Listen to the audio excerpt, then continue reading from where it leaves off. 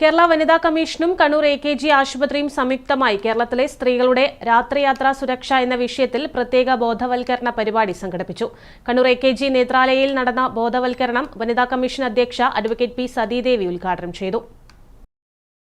കേരളത്തിൽ രാത്രിയാത്രാവേളയിൽ സ്ത്രീകൾ നേരിടേണ്ടി വരുന്ന ബുദ്ധിമുട്ടുകൾ അവരിൽ നിന്ന് നേരിട്ട് മനസ്സിലാക്കി അത് തരണം ചെയ്യാനായി അവർ മുന്നോട്ട് വയ്ക്കുന്ന നിർദ്ദേശങ്ങൾ ശുപാർശകളാക്കി സർക്കാരിലേക്ക് സമർപ്പിക്കുന്നതിന്റെ ഭാഗമായാണ് പരിപാടി സംഘടിപ്പിച്ചത്.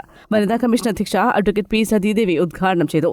കേരളം സമ്പൂർണ്ണ സാക്ഷരത കൈവരിച്ച നാടാണ്. എന്നാൽ സ്ത്രീകൾക്ക് ഒരു അതിർവരമ്പ് കൽപ്പിച്ചു നൽകിയ ഒരു സമൂഹം ഇന്നും കേരളത്തിൽ നിലനിൽക്കുന്നുണ്ടെന്നും സതീദേവി പറഞ്ഞു.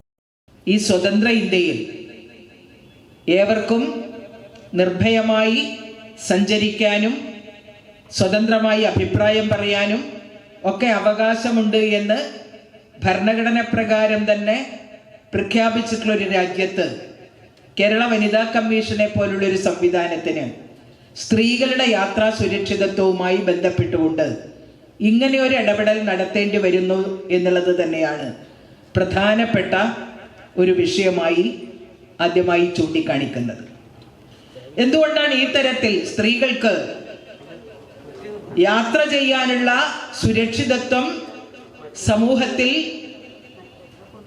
നിലനിൽക്കാത്തത്, അല്ലെങ്കിൽ അരക്ഷിത ബോധം സമൂഹത്തിലാകെ പടർന്നു കയറാനിടവരുന്ന അന്തരീക്ഷം എന്തുകൊണ്ടുണ്ടാവുന്നു എന്ന് വളരെ ഗൗരവത്തോടുകൂടി ചിന്തിക്കേണ്ടുന്ന ഒരു സമൂഹത്തിലാണ് നമ്മൾ ഇത്തരത്തിലുള്ള ഒരു ചർച്ച നടത്തുന്നത്. സ്ത്രീകളുടെ ജീവിതത്തെക്കുറിച്ച് ചില അതിർവരമ്പുകൾ പ്രഖ്യാപിച്ചിട്ടുള്ള, അത് വീട്ടിനകത്തായാലും തൊഴിലിടങ്ങളിലായാലും യാത്രാവേളകളിലായാലും പൊതു ഇടങ്ങളിലായാലും ചില അതിർവരമ്പുകൾ സ്ത്രീകൾക്ക് കൽപ്പിച്ച് നൽകിയിട്ടുള്ള ഒരു സമൂഹം ആയിട്ട് കേരളം ഇന്നും നിലനിൽക്കുകയാണ്. AKG ആശുപത്രി പ്രസിഡന്റ് P. പുരുഷോത്തമൻ അധ്യക്ഷത വഹിച്ചു.